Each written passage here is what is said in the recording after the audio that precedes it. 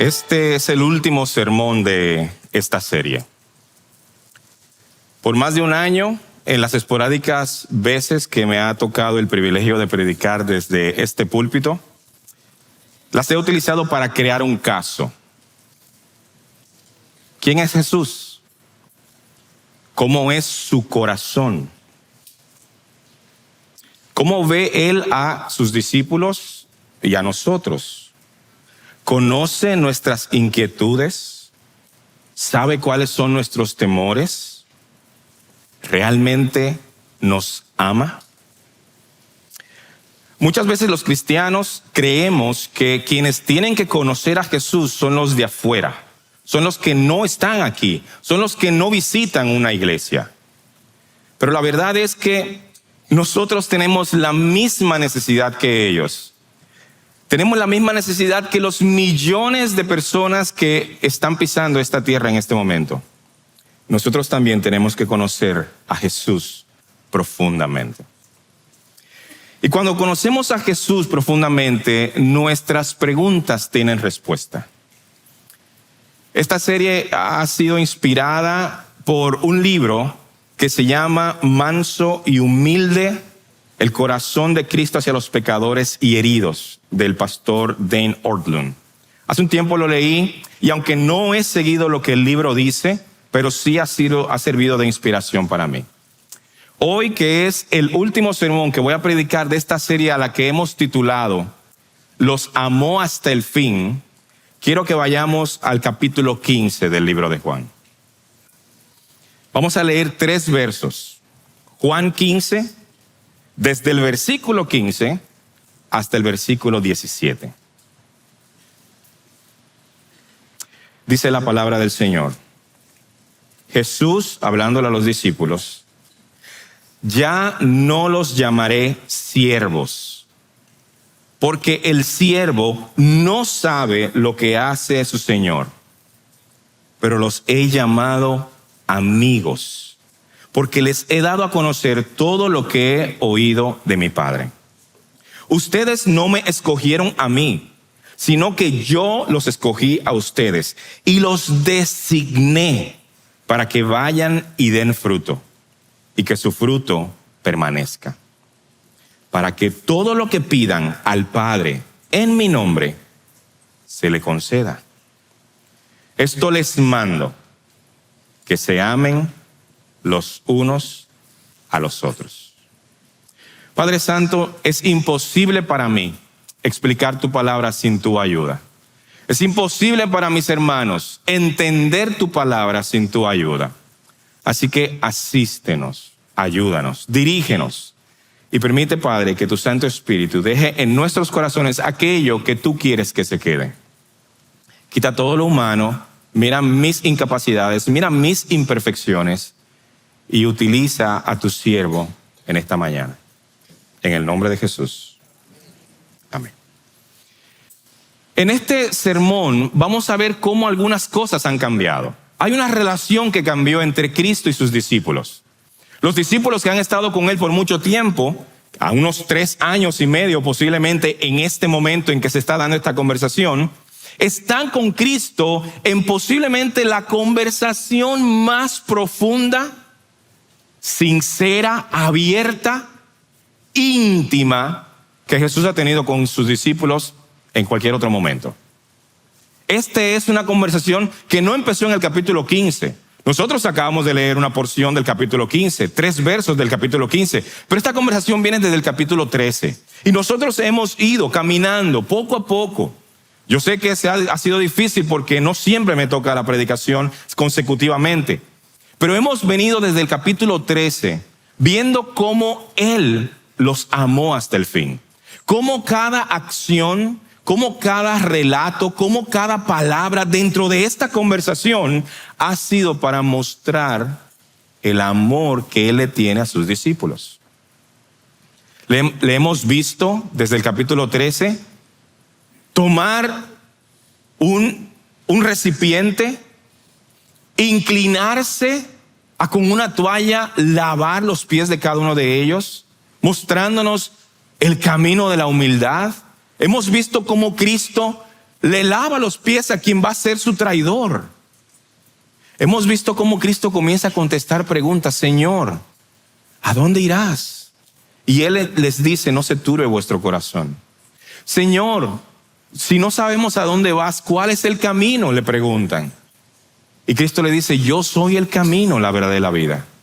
Ya en su desesperación, los discípulos le preguntan, Señor, muéstranos al Padre y nos basta. Y Cristo les dice, hace tanto tiempo que estoy con vosotros y no me conocen.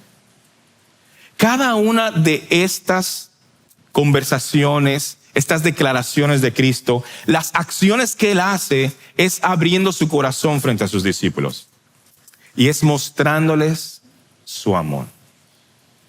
En esta mañana no va a ser diferente.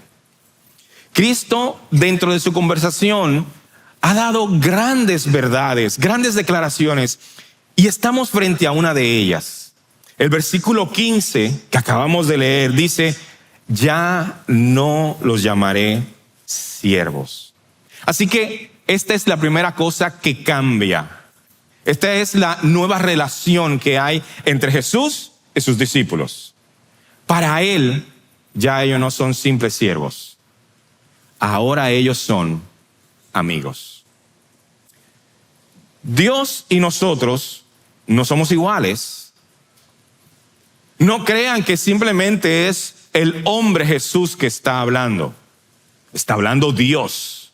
Jesús es Dios. Así que cuando Jesús le dice a sus discípulos, ahora yo los trataré, los llamaré, los tendré como amigos, es una gran humildad de parte de Dios decir eso. Y es un alto privilegio, honor para nosotros, para los discípulos, recibir tales palabras. Él es rey y nosotros somos súbditos. Él es amo y nosotros somos esclavos. Él es Señor y nosotros somos siervos. Él es maestro y nosotros somos discípulos. Él es el Padre y nosotros somos los hijos. No es una relación de iguales. No estamos en la misma esfera, no estamos en el mismo nivel. Que Él se humille y que Él se rebaje simplemente está demostrando cuánto nos ama. Pero no estamos en igualdad. Hay mucha gente que viendo que Jesús se humilla y nos trata con tanto amor, con tanta delicadeza, hay mucha gente que piensa que es porque somos importantes. Oh sí, es que Dios sabe lo que yo valgo. Es que Dios tuvo que venir a morir, a salvarme a mí. No, Él no tuvo que hacer nada. Él sigue siendo rey, Él sigue siendo amo, sigue siendo Señor, sigue siendo el maestro, sigue siendo el Padre.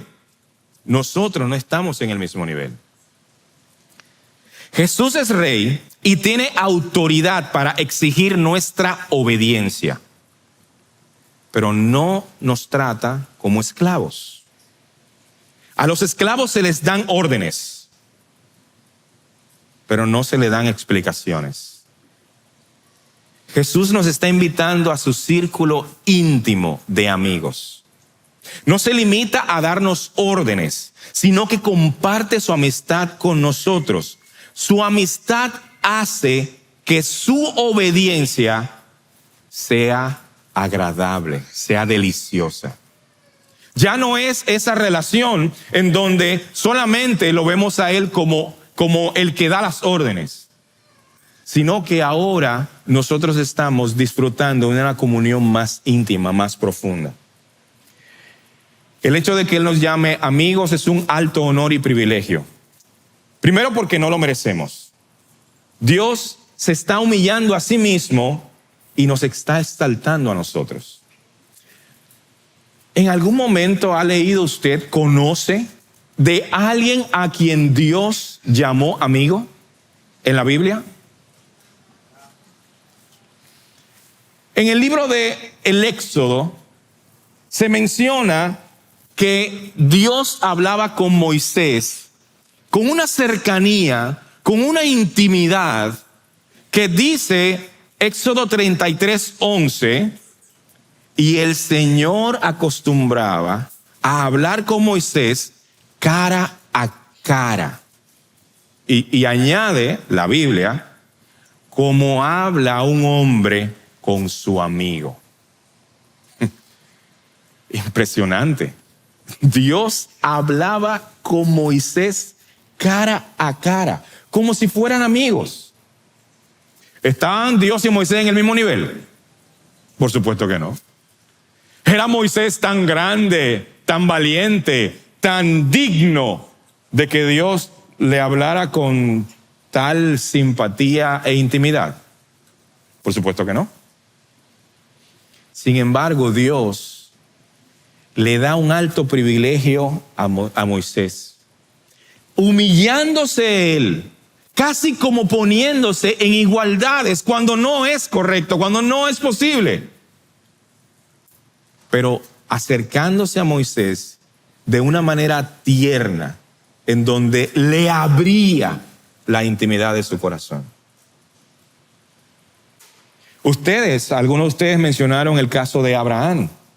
Nosotros sabemos por las escrituras en el libro de Génesis que Abraham tenía una relación estrecha con Dios. Dios amó a Abraham sin que Abraham hiciera nada. Dios lo llama a Abraham a salir de su tierra, de su parentela, a un lugar donde Abraham no conoce, ni siquiera sabe hacia dónde se dirige. Dios lo llama, va a hacer de él una gran nación. Dios le promete cosas a Abraham.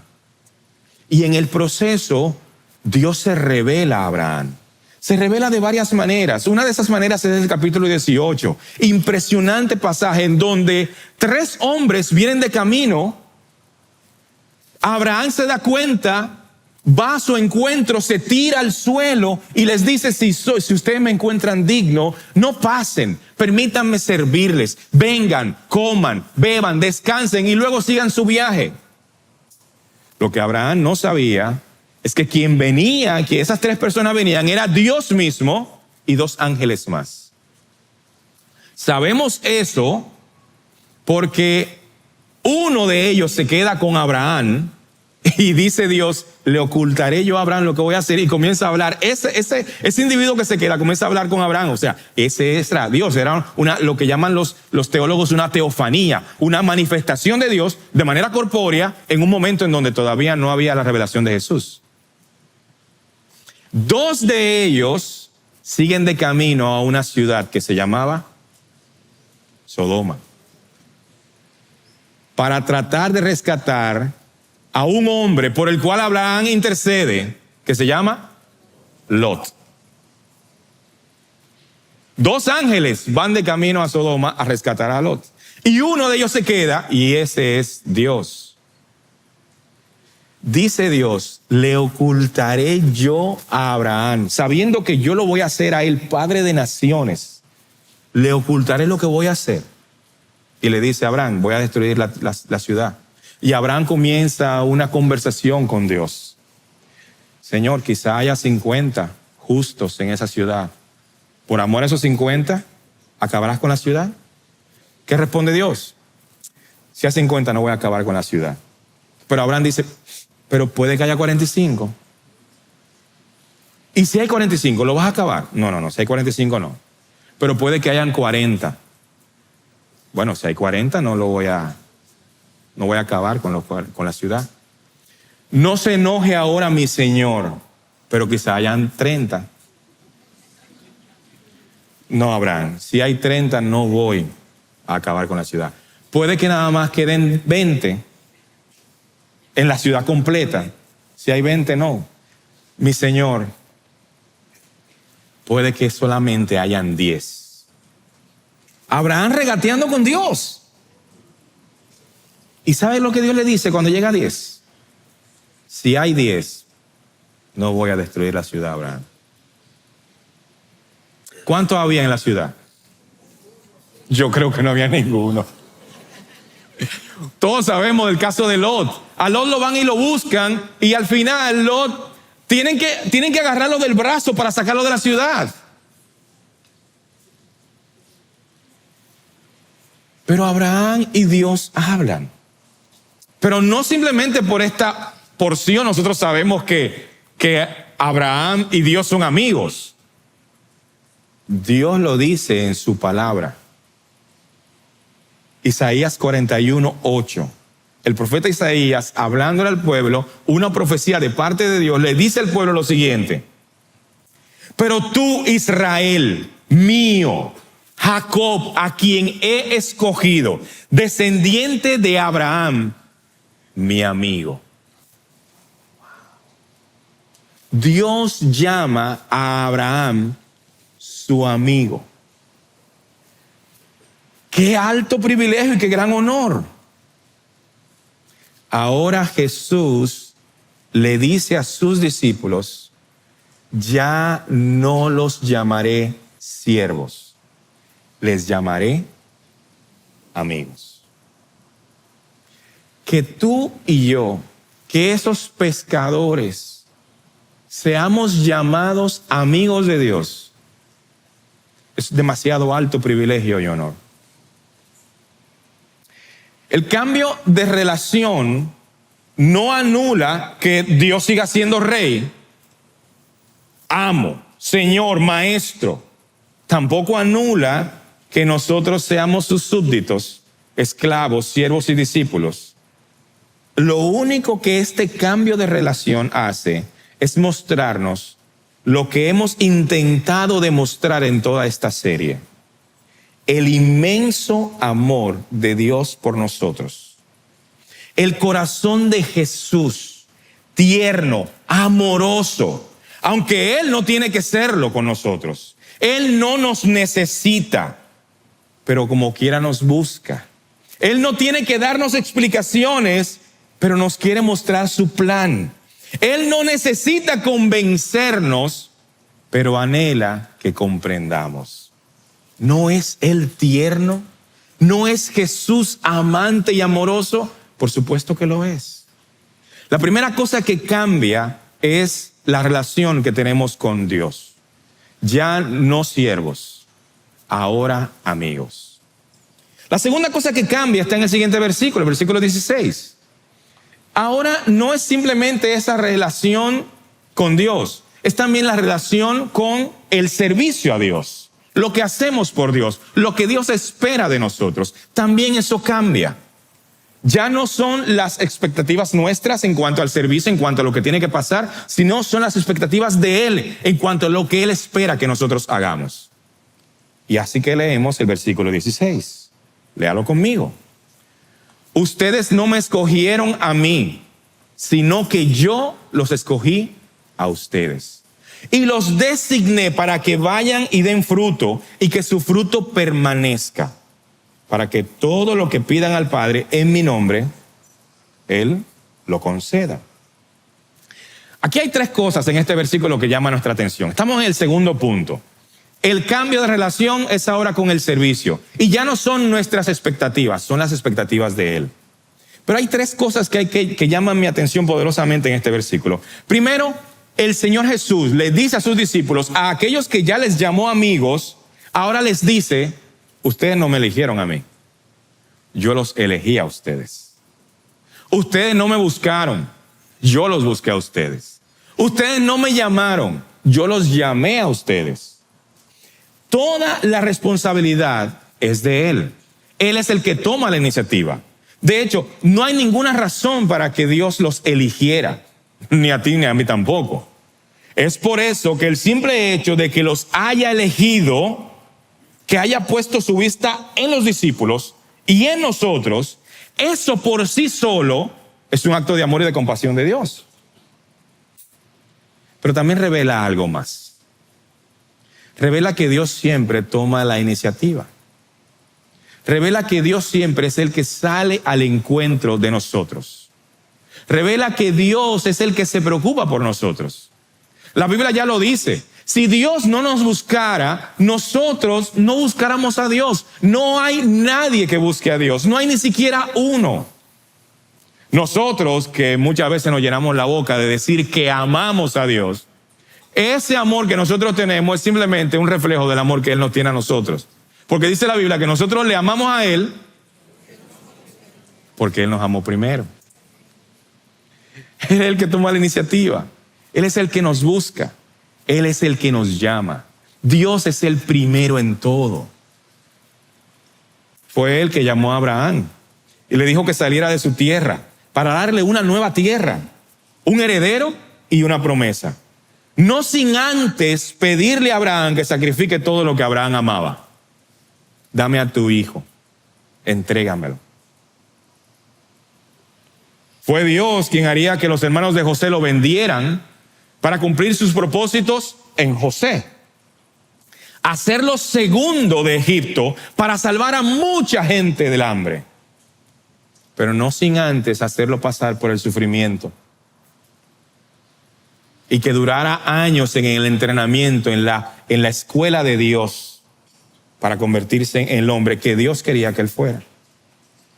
Fue Dios quien llamó a Jonás para que fuera a la cruel ciudad de Nínive a predicar, aún sabiendo que Jonás no iba a querer ir, huyendo de Dios, desobedeciendo de Dios, para luego terminar en una ciudad, o sea, en Nínive, que completamente se volvía a Dios.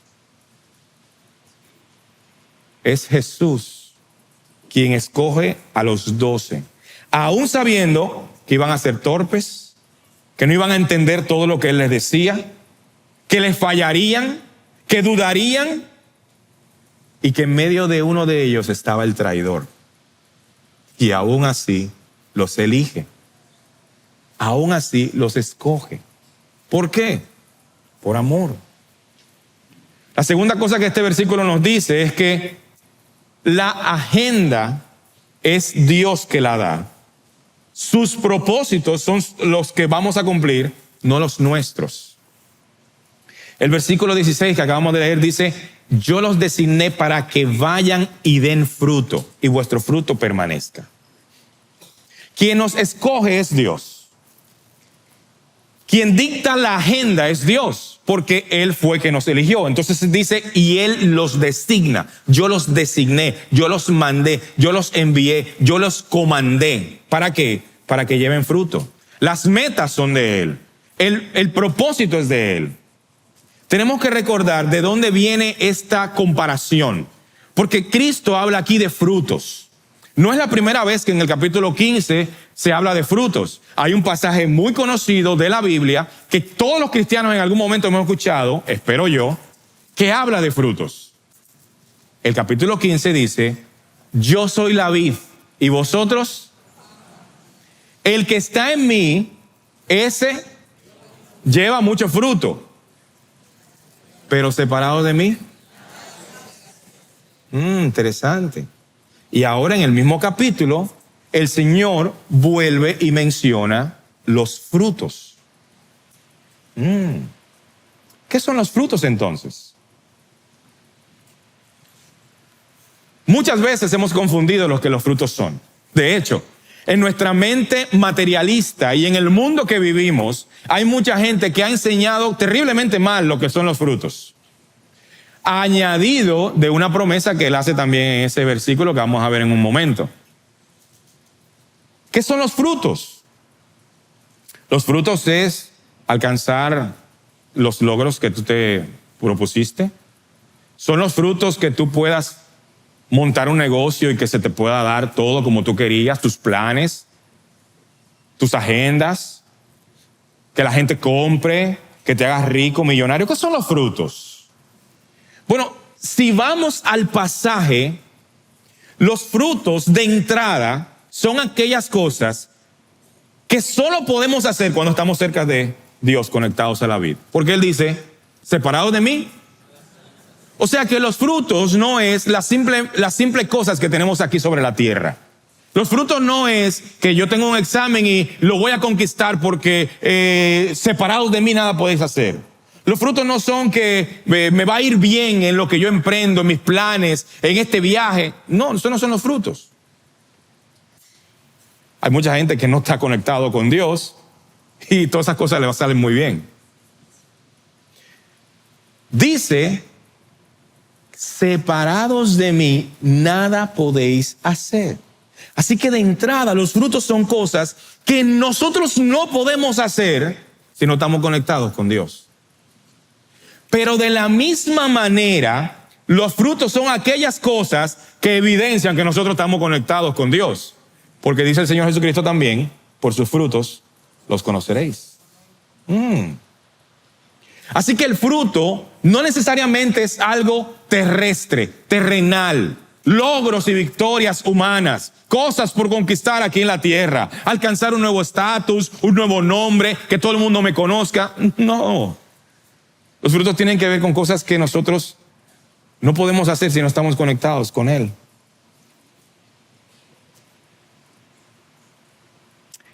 Humillarnos frente a Dios, tener un corazón humilde de humillación frente a Dios, eso lo podemos hacer sin estar conectados con Él. Ser más pacientes, ejercitar la paciencia. Cuando todo está desesperado, cuando no hay una puerta abierta visiblemente, humanamente hablando, y yo ejercito la paciencia confiando en Dios y esperando en Él, ¿es posible hacerlo si no estoy conectado con Dios? Decir la verdad aunque me vaya mal, aunque yo sé que me va a ir muy mal por decir la verdad, aunque yo sé que van a haber consecuencias. ¿Es posible yo morir a mí mismo sin estar conectado con Dios? Pedir perdón, perdonar a los demás, luchar contra mi pecado, obedecer aquellas cosas que Él me dice y otros me dicen, buscar primero a Dios en todo, por encima de todo, olvidarme de mis sueños para cumplir su voluntad, morir a mí mismo, amar a Dios, amar al prójimo. ¿Es eso posible, humanamente hablando, si no estoy yo conectado con Dios? Quizá alguien pueda fingir alguna de estas cosas, pero su mentira se quitará. Su careta se va a mover. Es imposible vivir una vida con estas cosas si no estamos conectados a Dios. El testimonio, el amar a Dios, el vivir una vida que a Dios le agrade, el morir a mí mismo, el crecer en madurez, el matar mi orgullo, no será posible si no estoy conectado con Dios. El darle gloria a Él en cada cosa que yo haga será imposible si no estoy pegado a la vid. Muchas veces pensamos que los frutos son cosas banales de aquí de la tierra. Y comparamos el fruto con éxitos profesionales, familiares, humanos, académicos. Qué lejos estamos de la verdad de Dios. Pensamos que Dios está empeñado en hacernos ricos, cuando Él está empeñado en hacernos humildes. Está empeñado en hacernos menos materialistas. Está empeñado en hacernos más espirituales. Él está empeñado en hacernos más parecidos a su Hijo Jesús.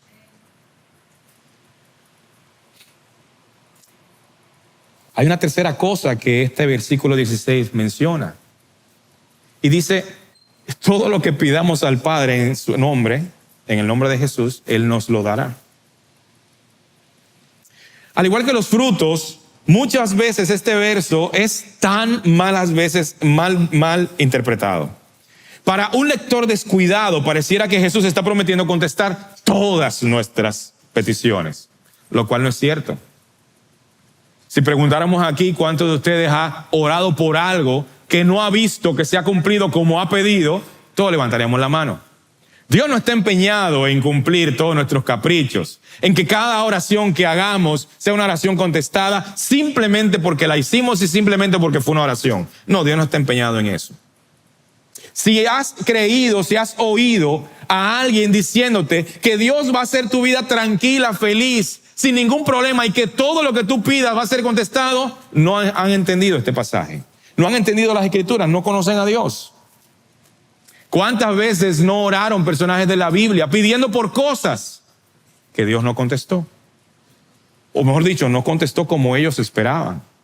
No dice 2 Corintios, Pablo hablando un testimonio muy personal e íntimo, diciéndole a los corintios, yo he orado 3 veces por esto, para que Dios me quitara este aguijón, este enviado de Satanás que me atormenta.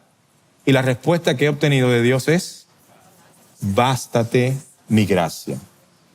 Así que este pasaje de entrada no está diciendo que Él va a contestar todas nuestras oraciones.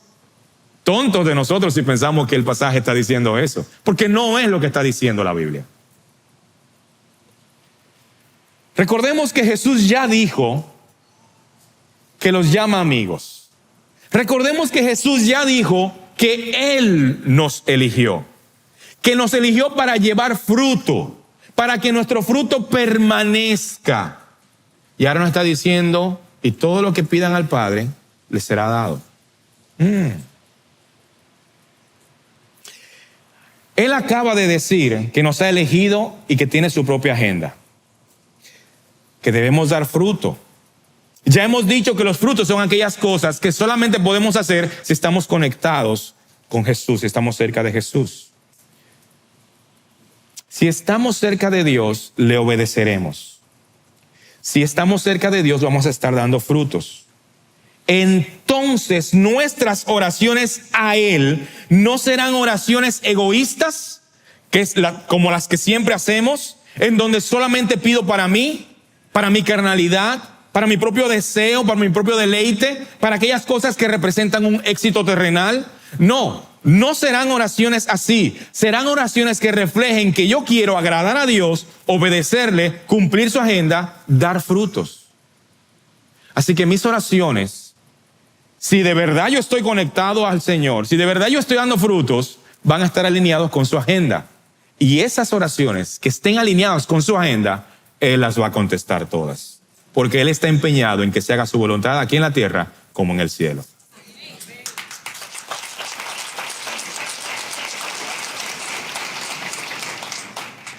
Pero Santiago el apóstol escribió algo interesante. Santiago 4:2 dice: ustedes no reciben porque no piden. Pero cuando piden, no reciben, porque piden de manera egoísta, con malos propósitos, para gastarlo en sus placeres. Así que aquí hay un termómetro. Hay un termómetro para nosotros los cristianos. Si tú no ves que tus oraciones son contestadas, la primera pregunta que hay que hacer es: ¿estás orando? ¿Estás dedicando tiempo a la oración? ¿Estás dedicando tiempo a hablar con Dios? ¿Estás dedicando tiempo a derramarte delante de Dios? La primera pregunta. Si no estás recibiendo contestación a tus oraciones, pregunta: ¿estás orando? Ok, sí, estoy orando. ¿Son tus oraciones modeladas, moldeadas por las Escrituras?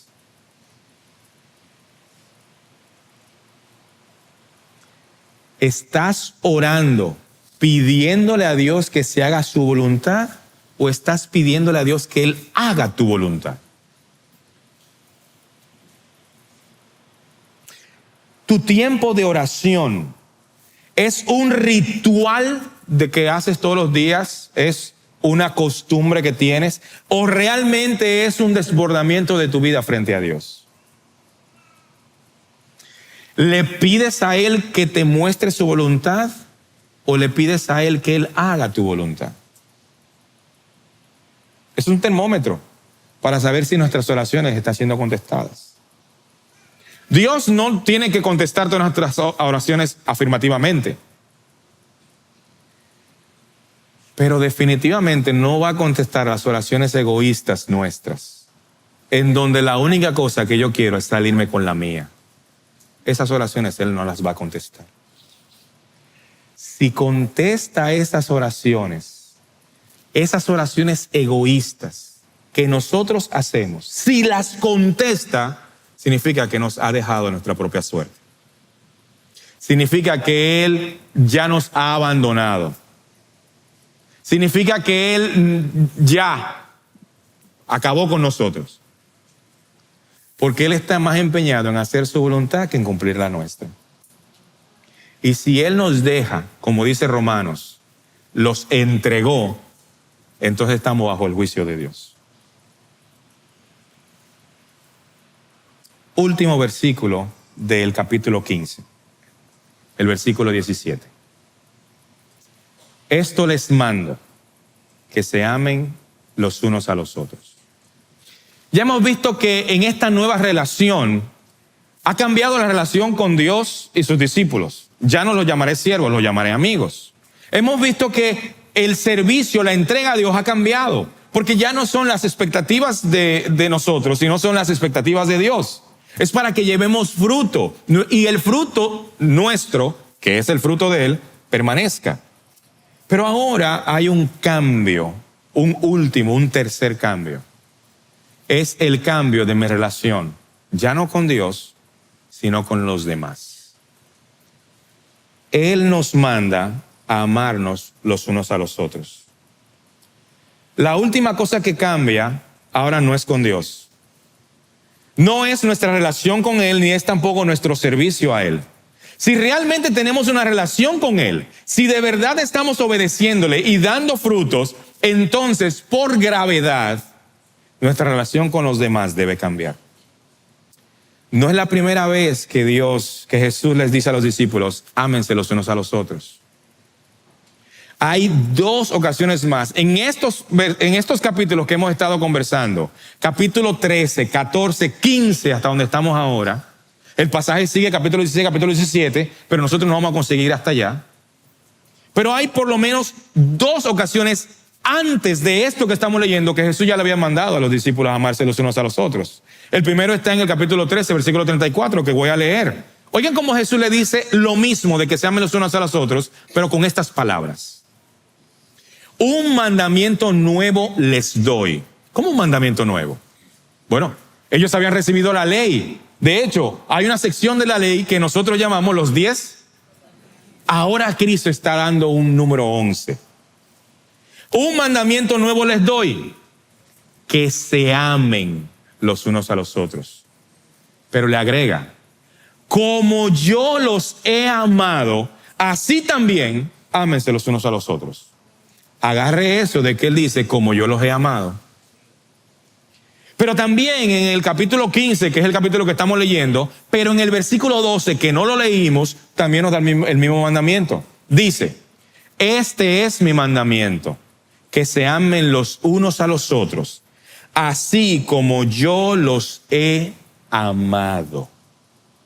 O sea, que el versículo 15 que acabamos de leer, en donde Él nos manda a amarnos, es el único de estos 3 que dan el mandamiento que no dice como yo los he amado, porque ya lo había dicho anteriormente. Esto que Él está diciendo de como yo los he amado es algo que debe volarnos la cabeza. Quien está dando el mandamiento de amar de amarse los unos a los otros, es la persona que más ha amado. Quien está diciendo que nos amemos es una persona que sabe mucho de amor. Es una persona que empezamos esta serie diciendo, los amó hasta el fin. Eso de los amó hasta el fin, lo que significa es, los amó hasta las últimas consecuencias. Los amó hasta que no hubiera nada más. Los amó hasta que ya no quedó nada. Eso es lo que significa, los amó hasta el fin. Es la misma persona de la que hemos predicado mensaje tras mensaje. Su amor, el amor de Jesús para con sus discípulos es un amor sacrificial, un amor que lo ha dado todo. Y ahora Él nos dice a nosotros, ámense como yo los he amado a ustedes. Jesús nos manda a amar a los demás como Él nos ha amado. ¿Qué estándar tan alto e imposible para el amor? Yo no puedo hacer eso. Tú no puedes hacer eso. ¿Cómo podríamos obedecer este nuevo mandato de amarnos a nosotros mismos, entre unos a otros? La única manera que podríamos amar como Jesús amó, es si Jesús viviera dentro de nosotros y nos diera el poder, la capacidad para amar así. Esta es la segunda vez en varios capítulos que Jesús ha dicho que la característica definitiva, la que define a sus seguidores, es el amor. ¿Cómo se muestra este amor? Se muestra a través del sacrificio.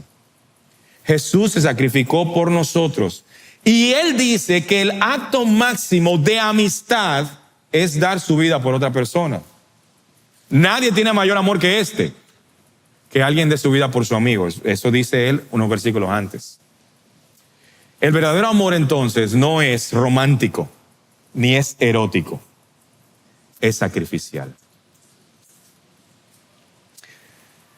Dentro de esta serie, que este es el último sermón, este es el sermón número 7, hemos aprendido varias cosas.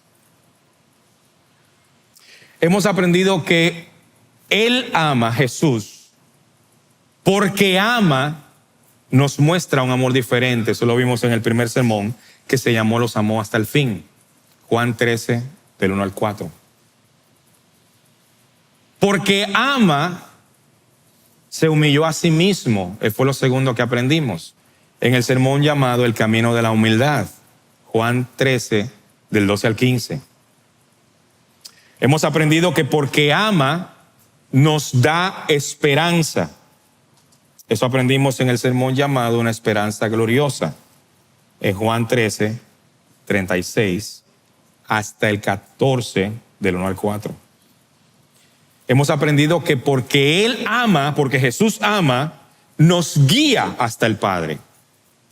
Esto aprendimos en el sermón Camino, Verdad y Vida, Juan 14, 6.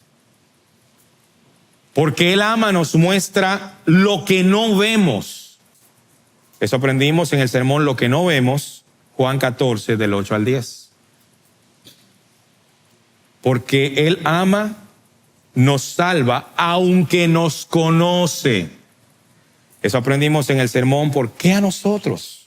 De Juan capítulo 14, versículos 22 al 14.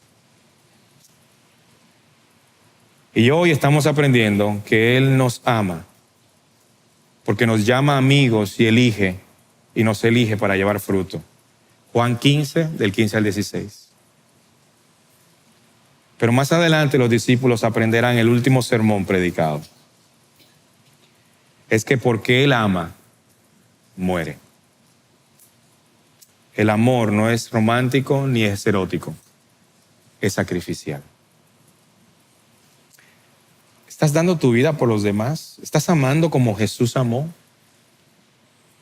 Sacrificarse es renunciar a algo por el bien de otra persona.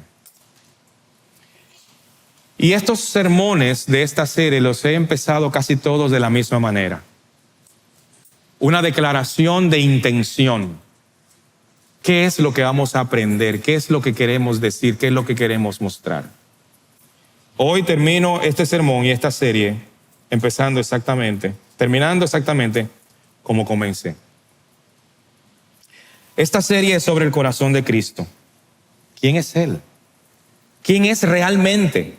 Mi enfoque no es sobre lo que Cristo hizo, no son sus grandes milagros ni los grandes discursos que Él daba frente a multitudes, sino quién es Él realmente. ¿Qué hay en su corazón? Hay mucho amor por los suyos. ¿Cómo ve a sus discípulos? Los ve como siervos, los ve como amigos. ¿Contesta a Él nuestras preguntas? Por supuesto que sí. ¿Conoce nuestras inquietudes? Sí, y las atiende con ternura.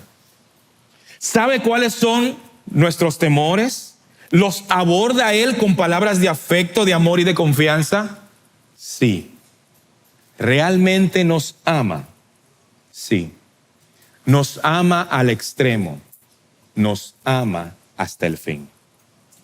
Esta serie es para que conozcamos más a Jesús, para que seamos más como Él, para que sepamos que podemos acudir a Él. Esta serie es para aquellos que están alejados, para aquellos que necesitan recordar quién es Jesús, para aquellos que aún no entienden que separados de Él nada podemos hacer, y para los que en medio de las tribulaciones y las desgracias de este mundo olvidan que en Él hay un lugar seguro y hay un estanque de paz. En otras palabras, esta serie es para cristianos normales. Todos nosotros, todos los días, necesitamos recordar quién es Jesús. Necesitamos recordar su amor, su cuidado, su paciencia, su gozo. Necesitamos recordar que Él no está frustrado con nosotros, ni tampoco nos ha abandonado en nuestro dolor. Que Él no me ha dejado solo, ni a ti tampoco. Ni siquiera cuando tú y yo hemos pecado. Él permanece con los brazos extendidos para perdonarnos si arrepentidos venimos delante de Él. Él es manso y es humilde. Es amigo de pecadores, y al que a Él viene, Él no le echa fuera.